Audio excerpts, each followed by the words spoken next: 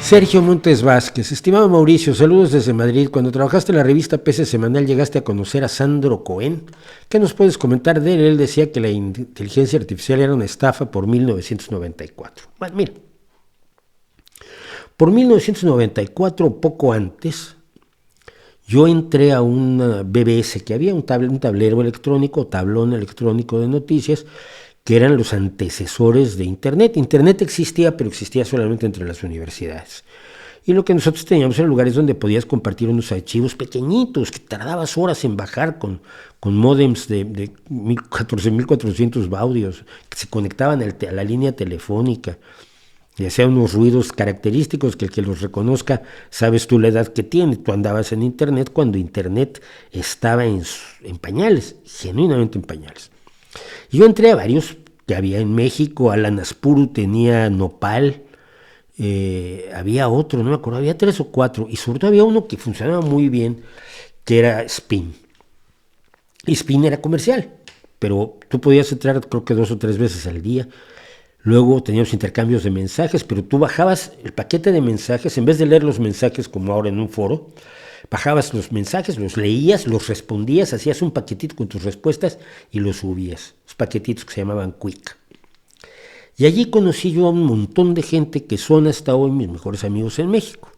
Toño Malpica, el gran pianista, compositor y en este momento exitosísimo escritor mexicano, dramaturgo también era cuando lo conocí, creo que ahora ya no escribe teatro, que llegamos a tener una banda junto con otra persona que conocimos, que es mi hermana Marcela Díaz del Mor, Marce Sarabá.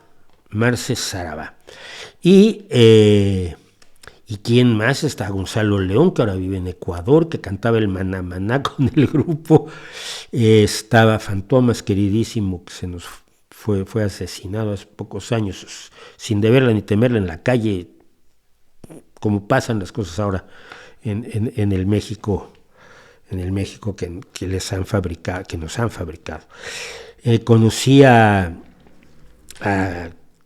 amigas entrañables, amigos maravillosos, me invitaron a trabajar en PC Semanal y conocí a Sandro Cohen. De hecho, en casa de Sandro Cohen fue cuando los desvirtualicé a todos por primera vez, es decir, nos conocíamos por el BBS, como ahora pasa en Internet. Eran los inicios. Y entonces un día me dijeron, estamos reunidos en casa de Kik, está Héctor y está... no me acuerdo cómo se llamaba, un salvadoreño que también murió, por cierto, ¿no? Y creo que estaban los Malpica y un montón de gente. ¿Por qué no vienes a tomarte algo a casa de Cohen? Pues sí, me voy a tomar un refresco a casa de Cohen. Los conocí allí. Fui muy amigo de Sandro Cohen, fui muy amigo de todos ellos. Sandro me pareció siempre un tipo brillantísimo, un gran poeta. Corredor Nocturno es un gran libro de poesía de Sandro, debo decir. Su libro Redacción sin Dolor me parece uno de los grandes libros de texto para el aprendizaje de la redacción. Me acuerdo cuando lo sacó tenía muchísimo miedo y decíamos, sí, es buenísimo el libro, tú despreocúpate, tú de aquí vas a la fama y al dólar, porque tuvo mucho éxito el libro Redacción sin Dolor de Sandro. Estaba Bernardo Ruiz, que fue el culpable de que hiciéramos la banda, porque quería inaugurarnos.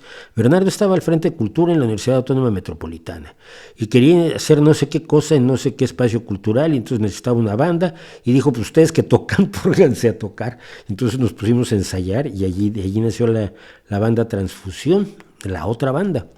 Así se llamaba, lo siento, Transfusión, la otra banda. Hacíamos jazz cuando dejabas a Toño hacer jazz, cuando podía meter yo las narices, pues hacíamos más rock. Y luego Sarabá quería hacer, Marcela García Moral, pues quería hacer más blues a veces, ¿no? Y ahí funcionamos. Entonces, Sandro fue muy cercano. Luego Sandro estaba en Planeta. Sandro estaba en Editorial Planeta y con él publiqué. Fue cuando con Planeta publiqué la novela La música de los perros, porque fue con otro editor de Planeta. Fue cuando empecé a escribir libros instantáneos, entre ellos la biografía de Superbarrio, que es de 1995, y después la crónica del desconcierto, los 101 días del gobierno de Zedillo, precisamente fines del 94, principios del 95. Y mi última novela la tenía Sandro en Planeta, no consta en archivos. Y cuando Sandro se retiró de Planeta para hacer su propia pequeña editorial, me dijo, oye, ¿me puedo llevar tu libro? Dije, mira, Planeta trata mal, y no por nada, sino porque es una política de negocios natural, trata mal a los autores de media tabla. A los autores de inferiores ni los hace caso. Nosotros nos invitaban a comer a veces. Pero los autores de media tabla, los que imprimes 2000, vendes 2000 o 1900 y te fue bien, pero ya no vas a reeditar porque no tiene 4000 lectores, que era mi caso, yo tenía alrededor de 2000 lectores. No nos promovía con el objeto de que alguno de nosotros fuera el bestseller de mañana, sino que los editores estaban en su escritorio así esperando que alguien les trajera el bestseller.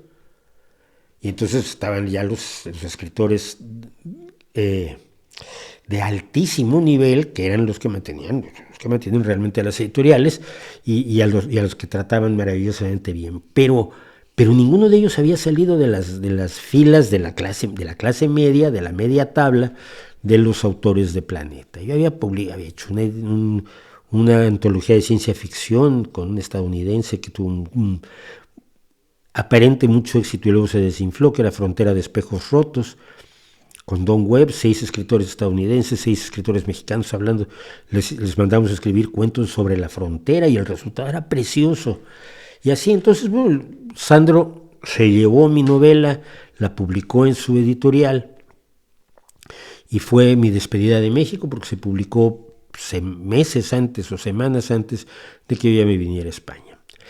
Sandro se burlaba de la inteligencia artificial igual que yo, porque los expertos en inteligencia artificial de verdad te decían que no es fácil imitar algo que no sabes qué es. Define inteligencia. ¿Qué es la inteligencia? Tú puedes decir, mira, un brazo es una palanca que tiene algo que tira de él aquí un músculo que en realidad pues, no es más que un cable que tira de la palanca, pues está insertado el músculo del cable aquí y entonces físicamente yo sé cómo funciona un brazo. Entonces voy a hacer una grúa para levantar cosas grandotas. Es un brazo hecho con pantógrafo, magnificado, pero tiene los principios del brazo. ¿Cómo funciona la inteligencia? ¿Cómo surge la inteligencia? ¿Cómo surge lo que llamamos inteligencia? Y que ya lo llamamos de manera muy imprecisa. Pues nadie lo sabe. Entonces vamos a reproducirlo. Venga. Y ahí estábamos en 1994 y ahí estamos hoy.